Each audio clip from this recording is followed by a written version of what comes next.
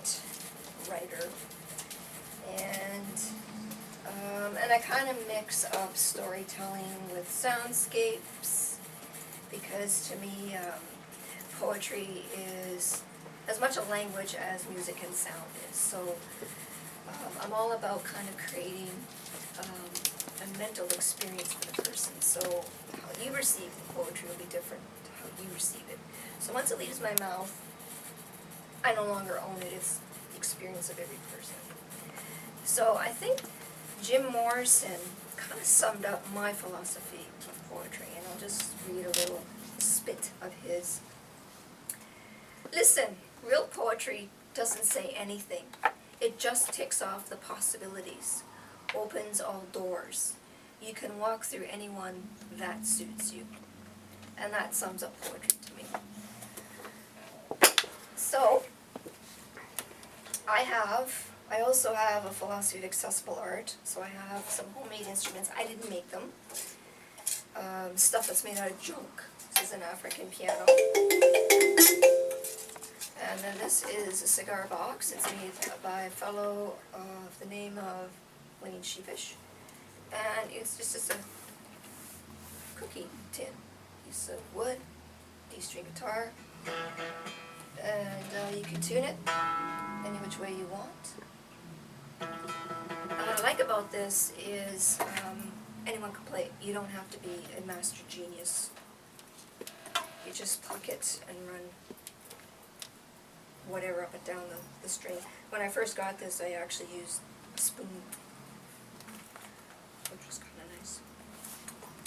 So this body of work is called Interstellar Bloodshed, and it's kind of inspired by a documentary I saw on how the universe works. And the one that stood out the most to me was gas giants that have liquid nitrogen cores, and the pressure from the gases on these planets are so immense, like they would crush you in minutes, and your blood would boil. And the idea that a planet doesn't have a solid core fascinates me. And then there's Mars, where they think that there's this volcano, it's dead, is so massive it's up in the stratosphere, and they have this theory that all these volcanoes erupted, releasing CO2, killed the planet. So I was like, wow, that is so neat.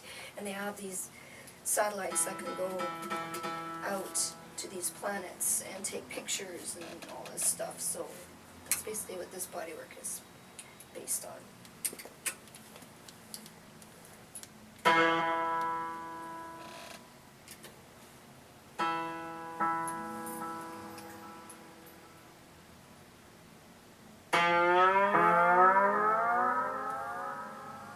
When I'm gone,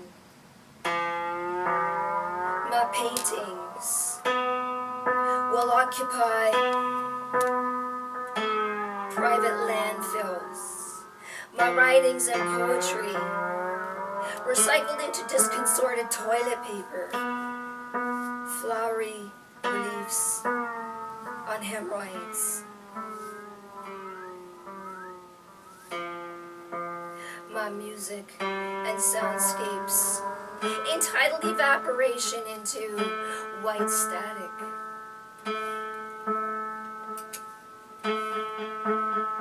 My legacy? My legacy? My legacy.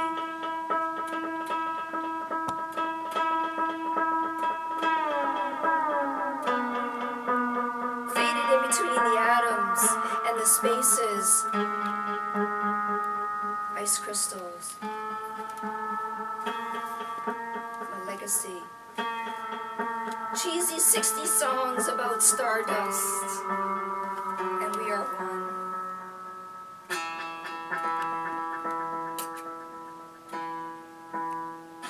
My legacy.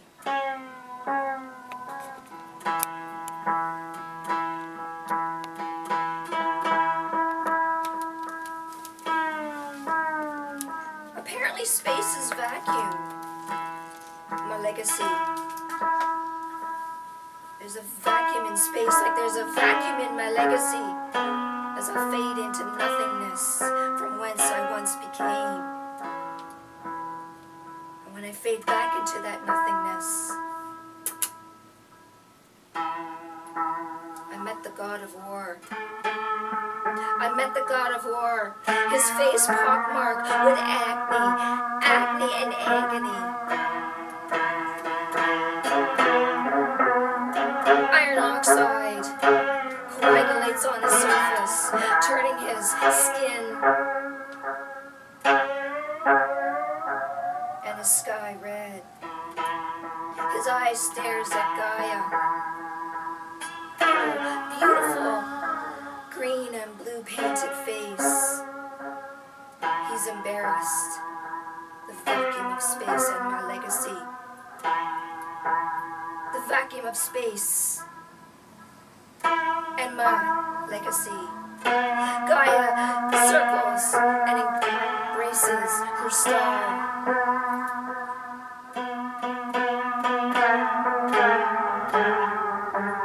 The god of war does not like this. The god of war crashes into a chunk of something. Interstellar suicide. He sends bits of himself, his skulls, his bone, and what's left of the asteroid hurtling towards Gaia, and knocks her on the shoulder and gives her a huge dimple that is Alberta.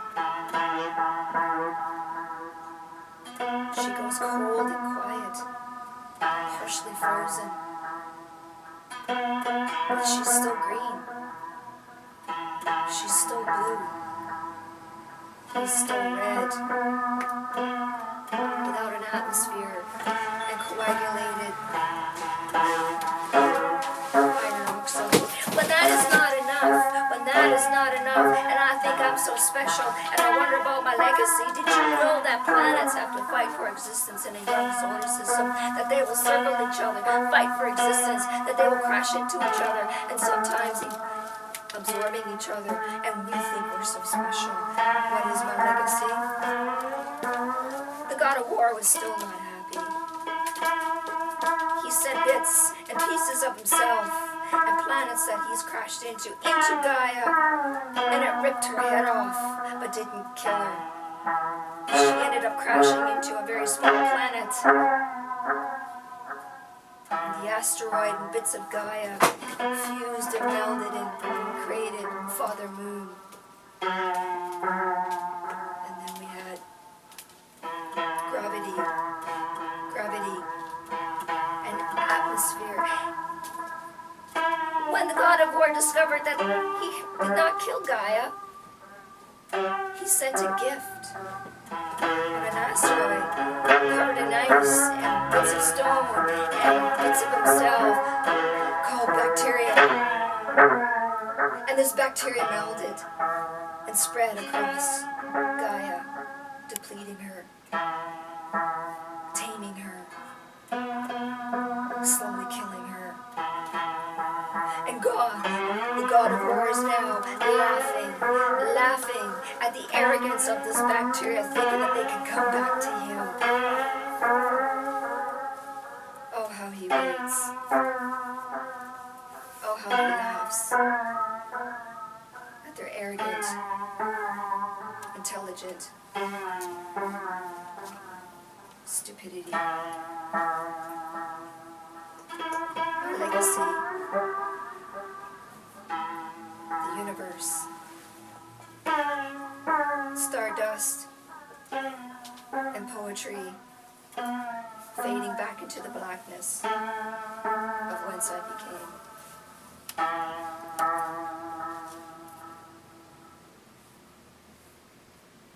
It's the first piece.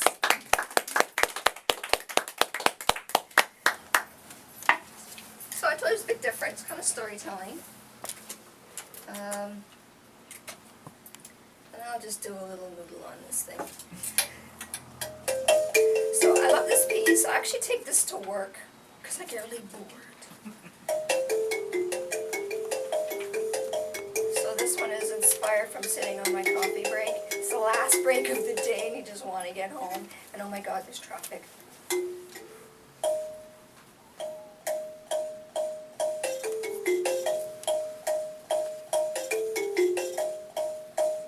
Coffee break. Coffee break. 50 minutes of freedom. Oh, 50 minutes of freedom. And I can get home and paint in my studio for 45 minutes before I gotta get up and go to work again. Oh, 50 minutes of freedom. I've got my boots on, I've got my coat on, I've got my lunch packed long before 4 o'clock rolls around. I'm already at home. I'm in my car. I got my keys. I'm in first gear. I'm roaring down Notre Dame, and oh my God, if there isn't construction.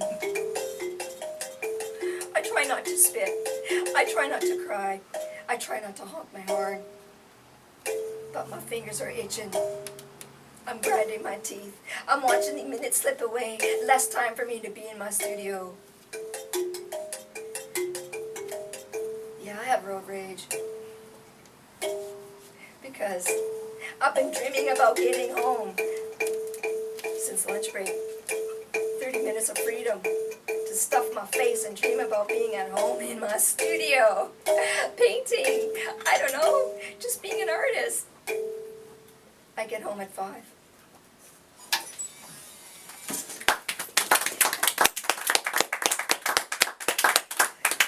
Hey, Mike. So my poetry, one of the things with my work is I tend to recite things before I really write them down. So my cats are my unwilling audience half the time, and at some point I'll write something down.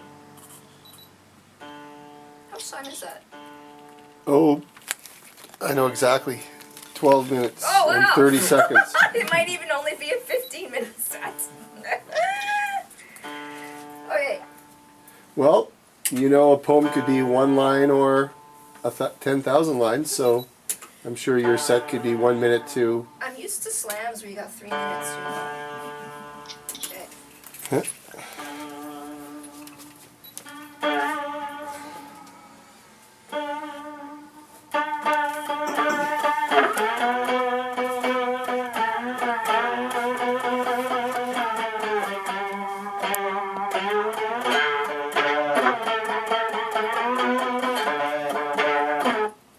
Oh my God, there's no chocolate in the cupboard. Oh my God. Being middle-aged, having no life, and no dark chocolate in the cupboard.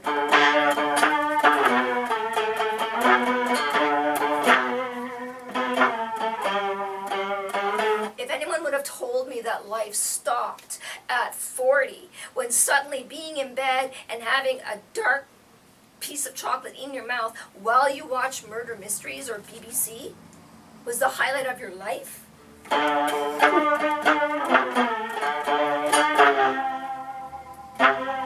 Maybe. Just maybe I might not have spent so much time indulging in Star Trek when I was 16 and developed social skills.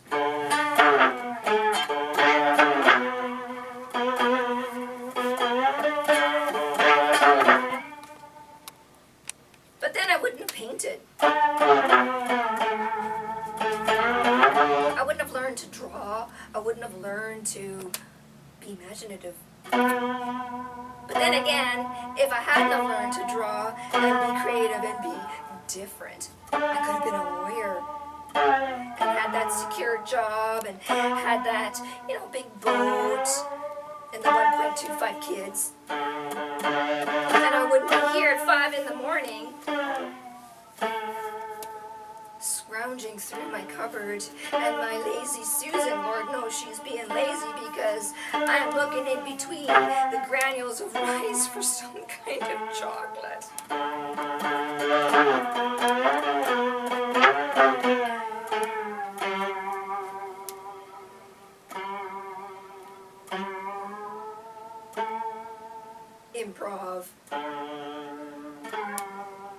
improv. Sprinkle cocoa on an apple. Sprinkle cocoa on some ginger. Sprinkle cocoa on an orange. Now that works. Buckle up, kids. It's another sleepless night.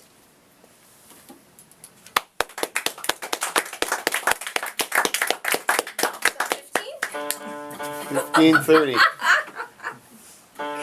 Okay, I'm just gonna noodle away.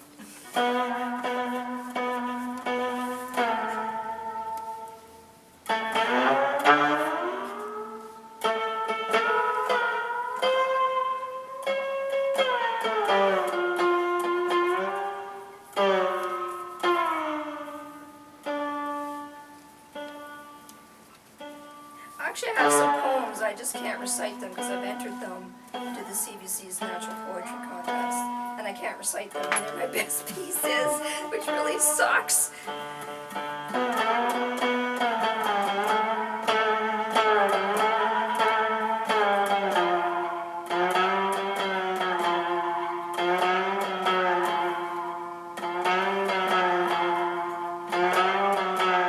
Have you ever noticed squirrels are jerks? I'm having a fight with squirrels and starlings at my bird feeder. You see, the starlings monopolize the nuts, and the squirrels monopolize the starlings. The starlings fight by mob rules, and the squirrels fight by brute force.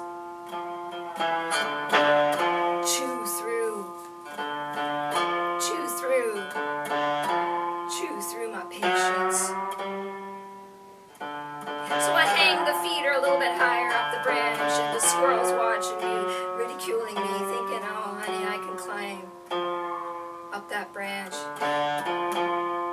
And all I gotta do is pop the lid off, and all the seeds fall on the ground. You see, they are in league with the starlings. And I get a little bit pissed off about this, because I come home from work and my woodpecker feeder's on the ground. And I think there's no way a starling or a squirrel is strong enough or intelligent enough to unhook my bird feeder. It's a crow.